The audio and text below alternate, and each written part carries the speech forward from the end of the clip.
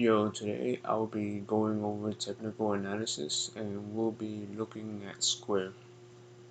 First, on a weekly time frame, although we see this massive sell-off in the long run, we are still bullish. So from IPO to the COVID crash, as long as we don't take out this low, then we're still in the uptrend.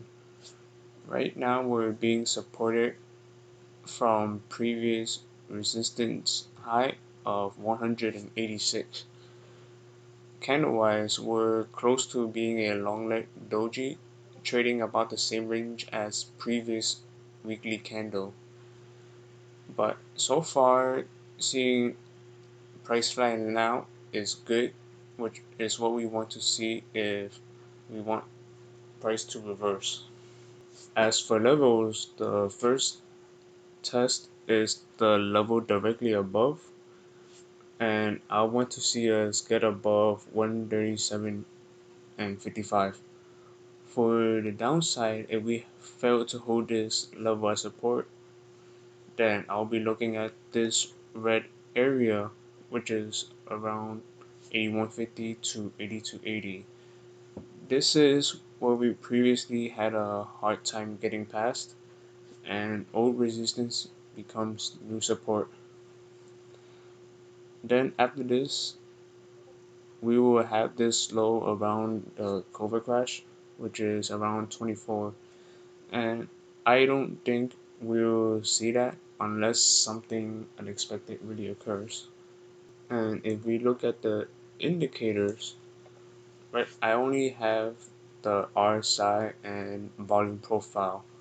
With volume profile, I can visually see areas with the most interest of traded volume and price levels where price will most likely gravitate. The yellow lines you see are the volume averages. The red line is the volume point of control or VPOC, and the cyan lines are the highs and lows. If we look at the relative strength index, we're really weak at the moment, or in other words, we're oversold. I think we're gonna see a bounce off the level we're on due to RSI already being this weak. Just like how if you want to see a break of resistance, you want to see a strong break and not a weak break. And it's better to buy into weakness than to short into weakness. So even though VPOC below acts as a magnet to price, I don't think we're gonna see Square heading to 65 anytime soon. Now if we zoom into a daily time frame or the most recent price action, we do see a flattening of price and we are gapping a lot lately. I'm bullish on this since I see a triple bottom. The first bottom we created was on 124 where we had this massive volume across the entire stock market. The second bottom is from 128 where we rallied and pivoted to make this neckline.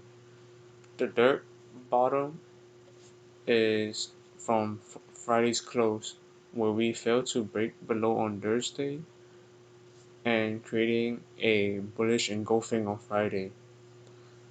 130 and 80 would be our neckline that we have to break above.